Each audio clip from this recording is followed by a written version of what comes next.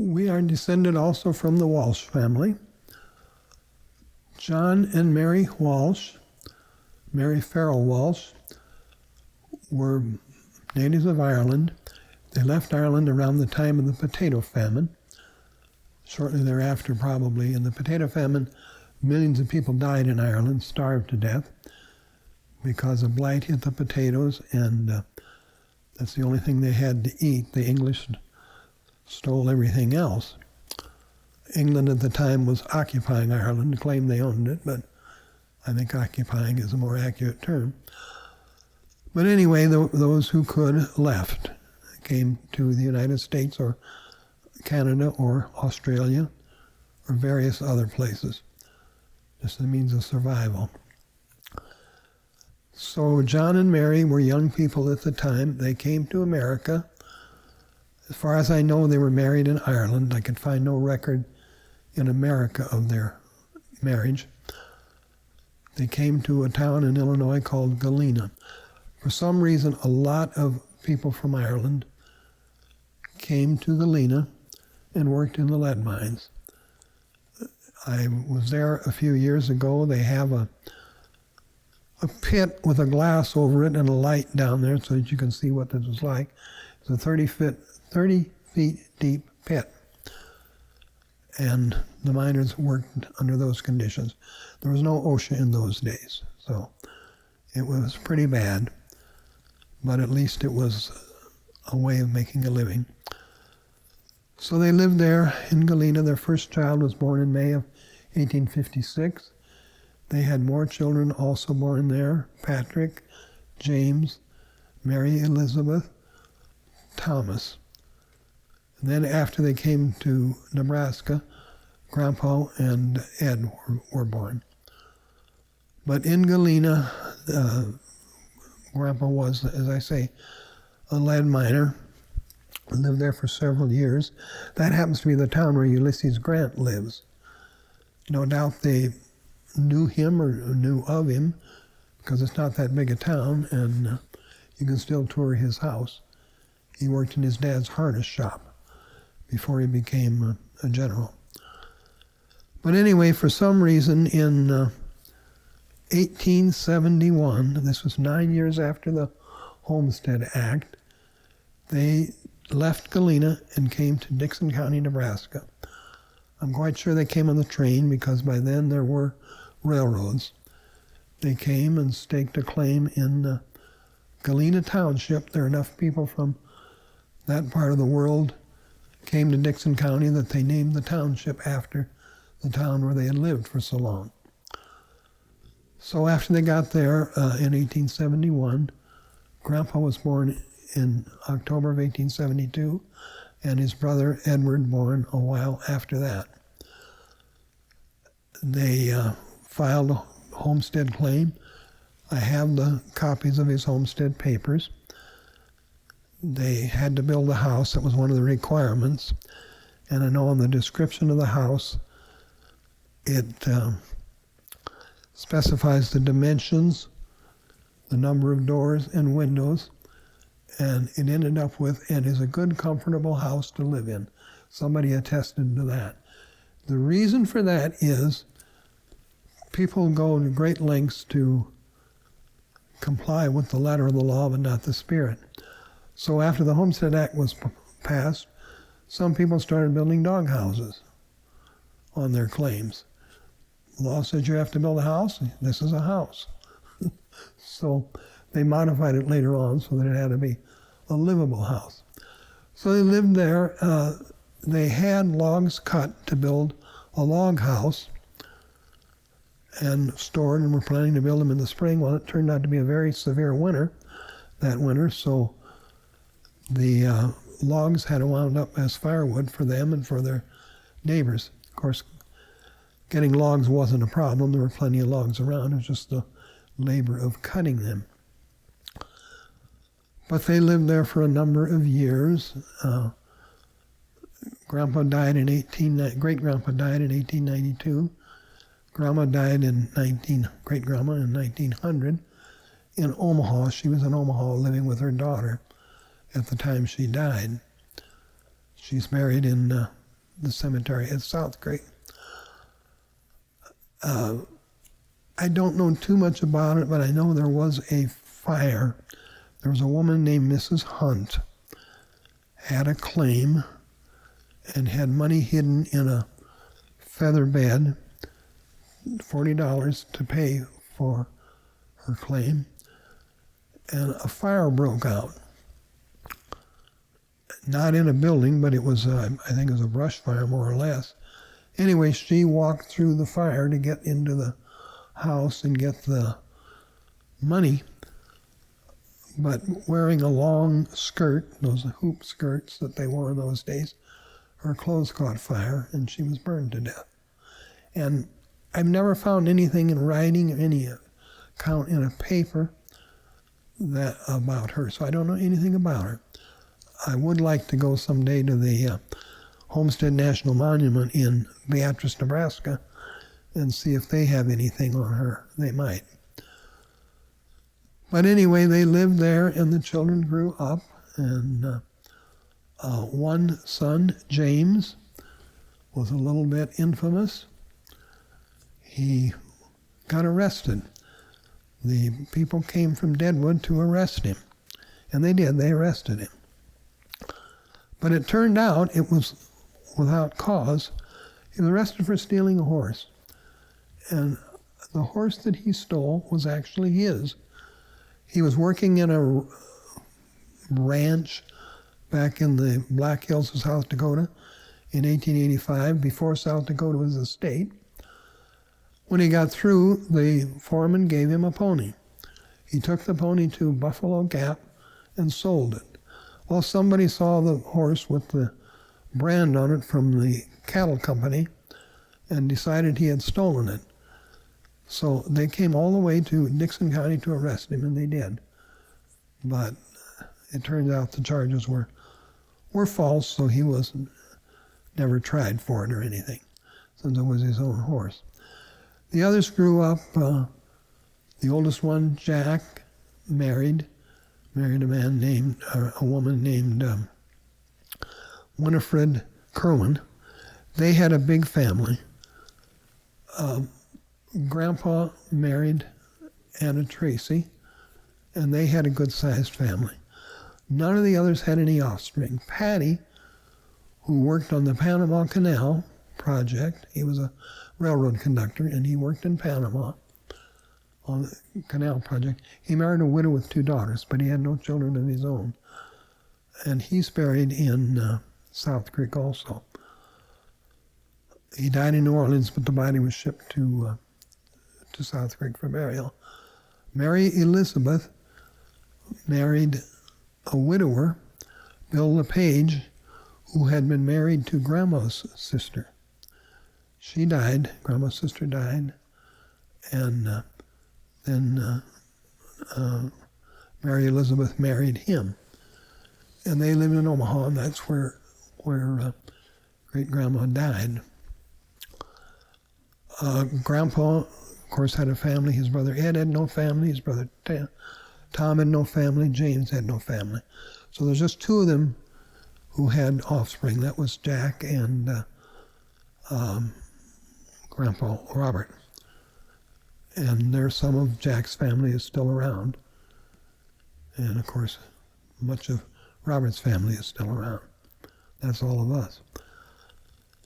So about 1895, Grandpa married Anna Tracy. Anna Tracy and Grandpa had a mutual aunt and uncle. Her father's brother was James Tracy.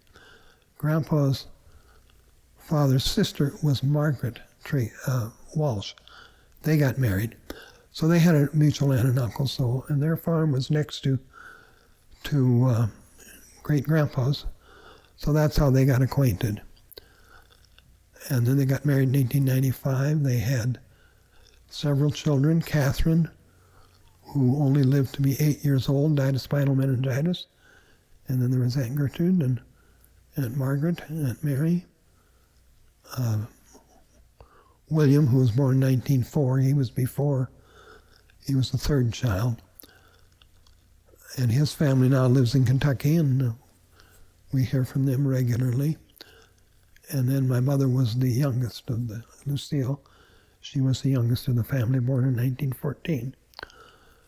Grandma had a lot of siblings, Grandma Walsh, Anna Tracy Walsh. She had a lot of siblings, but none of them were ever around there except her brother Jack, who was an old bachelor. And she had the sister in Omaha who died, who was married to Bill LaPage. They had 2 children, but we don't have any contact with any of them anymore. We lost contact with them. And her other siblings we don't know where they are. They're all dead, obviously, by now, but anyway, we don't have any connection with them.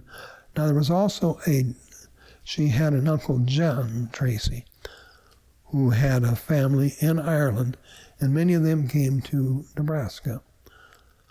Nell O'Connor was one of them. Ed Tracy was one of them.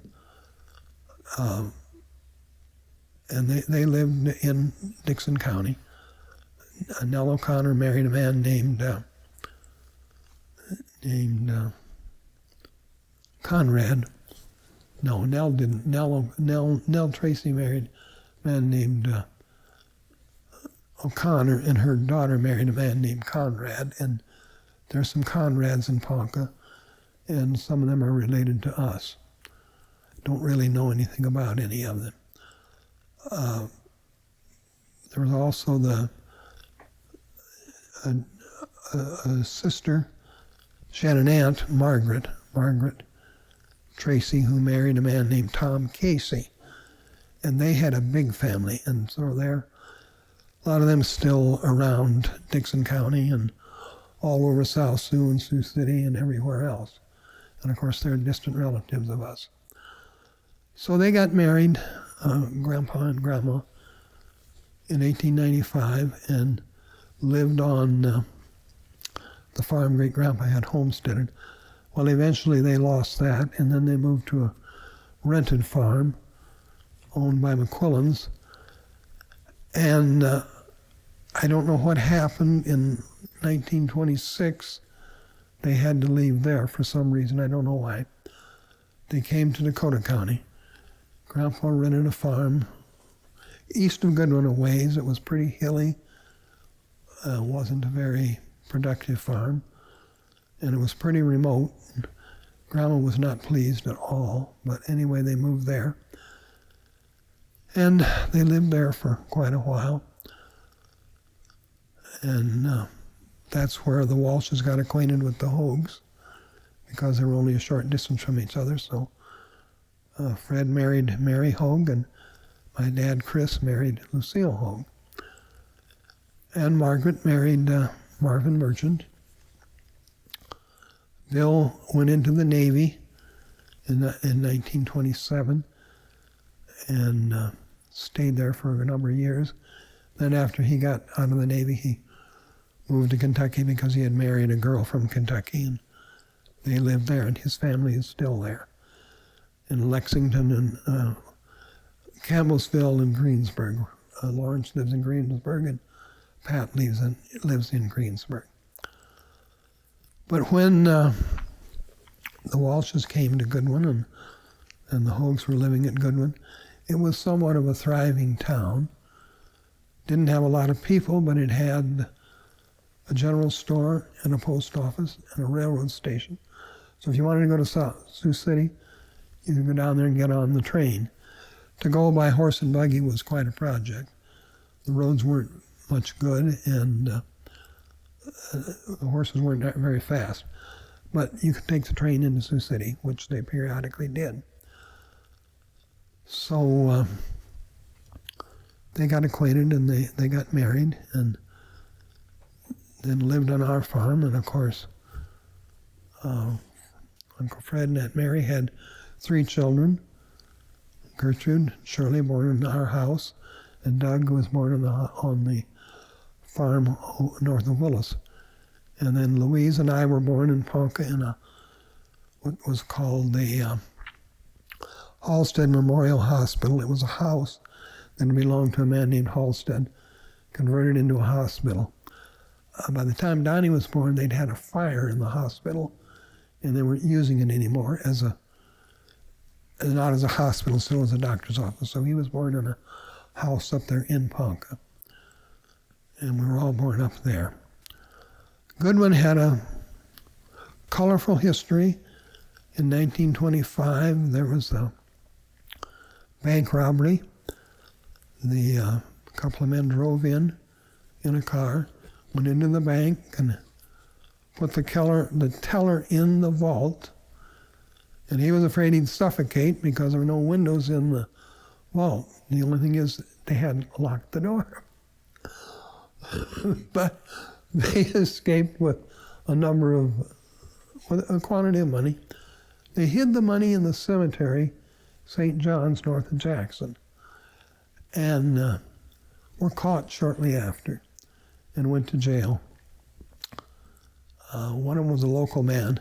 The other man was a Norwegian immigrant, and when I was in high school, he had long since served his sentence, but he petitioned the governor for a pardon so that he could become an American citizen.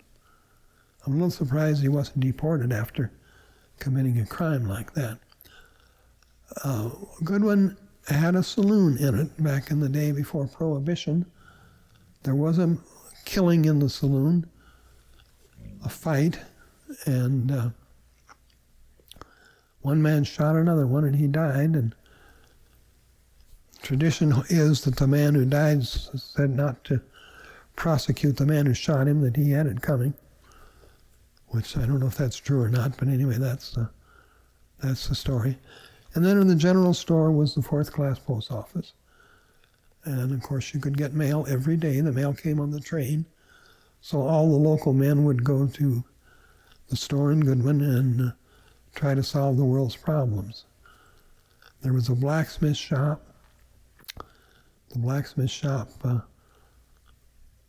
did all kind of blacksmith work. They shod horses. After it was cleaned up and removed, we found 17 horseshoes underneath it. We still have the anvil that was in the blacksmith shop.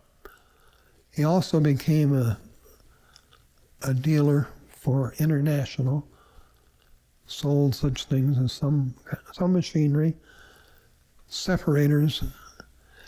The home company pushed a lot of things onto him that he couldn't realistically sell in a town that size.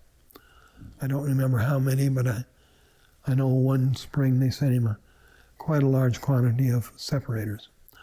Unfortunately, Grandpa Hogh was financing the business, and he lost a lot of money in the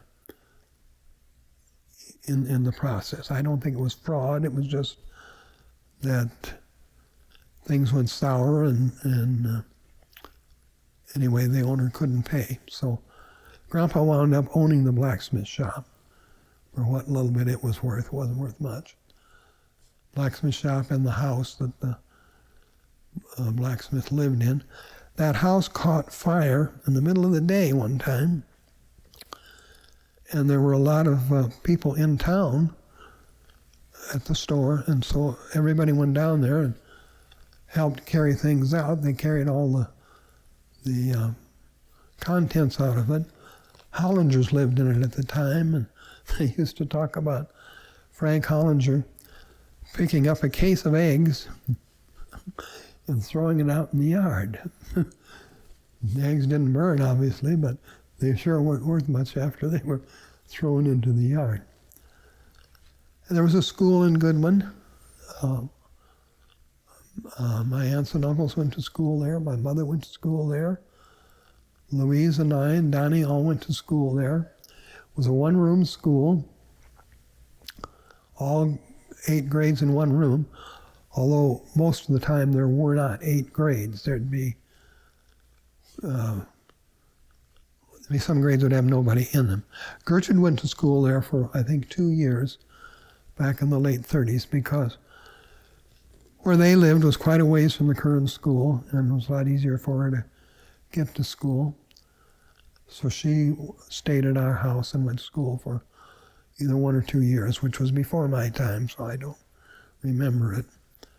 There is a picture of Gertrude and all the students and the teacher, and I have a copy of it. Most of them are dead by now, but she's still living. And the school operated until about 1970. They used to talk about a local man, John Beacom. He was a tall man, big man, played Santa Claus at the Christmas program. He'd come in through the window. And one year they had a Christmas tree with candles on it. Candles were lit. Santa Claus crawled in through the window, but his beard caught fire. So that must have been traumatic for any children who were present. I suppose he had to rip the beard off. He wasn't hurt, but he did have, his beard did catch fire. And the school was as good as the teachers who were there, and most of them were pretty good. So usually when they went out of there, they were pretty well educated. Later years, they merged with the Curran School and had some grades in Goodwin and some grades in the Curran School. That was after our time in school. And when the students went out of there, they had no problems in high school. They could keep up with the high school students. There were 2 or 3 MDs came out of there. A priest came out of there, a Christian brother, and had no problems as far as being educated well enough to continue on to high schools and college and postgraduate. But the school, like all things, came to an end around 1970, and a new school was built. It's closed now too, and it's become a home, and it's now part of the Ponca School District. So there was a little excitement in Goodwin in 1951. Garland Mosher was delivering gasoline to us, drove onto the bridge, and the bridge collapsed. And he had spigots on his truck. They broke off, and so all the gasoline went down the stream, which today OSHA would, or not OSHA, but the Environmental Protection Agency would have quite a problem with that. But those days that wasn't a problem. So that bridge was unusable from Labor Day until Christmas. I didn't have to cross it because I was in the hospital and missed a year of school that year, and I never had to cross it. But Louise and Donnie, to get to school, they had to go down a ladder on the creek bank, cross a plank across the water, climb up another ladder on the other side, and then proceed on to school. But it took until Christmas Eve. Actually, it was Christmas Eve. It was done, but the dirt wasn't graded up to the bridge so you could cross it. So Dad went down there with a tractor and loader and put enough dirt on it so that a car could cross it. That bridge now is inoperable. The flood damaged it so severely in June of this year that it's beyond repair and has to be replaced, but it probably won't be until spring.